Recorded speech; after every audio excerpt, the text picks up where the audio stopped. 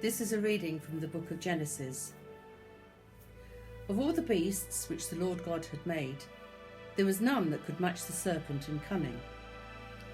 It was he who said to the woman, "What is the command God has given you, not to eat the fruit of any tree in the garden?"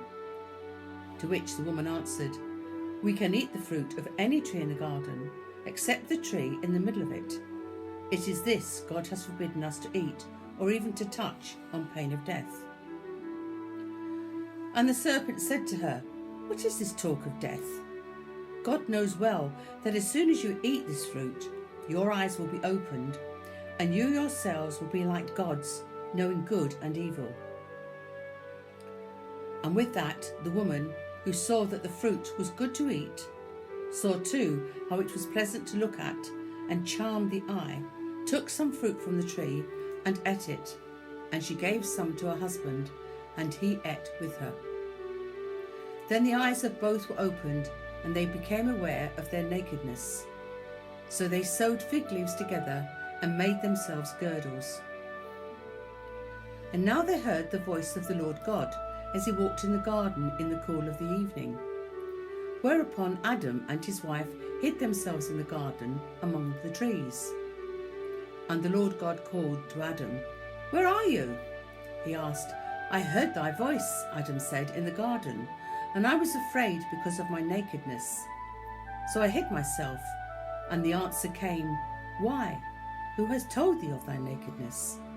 Or hast thou eaten of the tree whose fruit I forbade thee to eat?"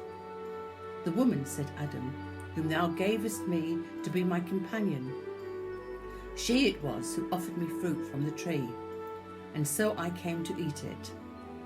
Then the Lord God said to the woman, "What made thee do this?" "The serpent," she said, "beguiled me, and so I came to eat."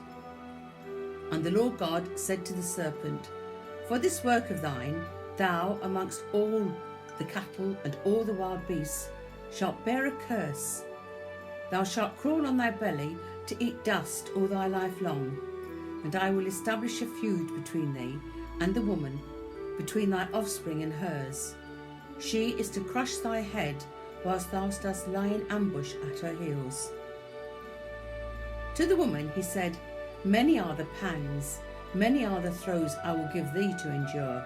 With pangs thou shalt give birth to children, and thou shalt be subject to thy husband, he shall be the Lord." And to Adam he said, "Thou hast listened to thy wife's counsel, and hast eaten the fruit I forbade thee to eat. And now, through thy act, the ground is under a curse. All the days of thy life thou shalt win food from it with toil. Thorns and thistles it shall yield thee, this ground from which thou dost win thy food. Still thou shalt earn thy bread with the sweat of thy brow, until thou goest back into the ground from which thou wast taken. Dust thou art, and unto dust thou shalt return." The name which Adam gave his wife was Eve, life, because she was the mother of all living men. And now the Lord provided garments for Adam and his wife, made out of skins to clothe them.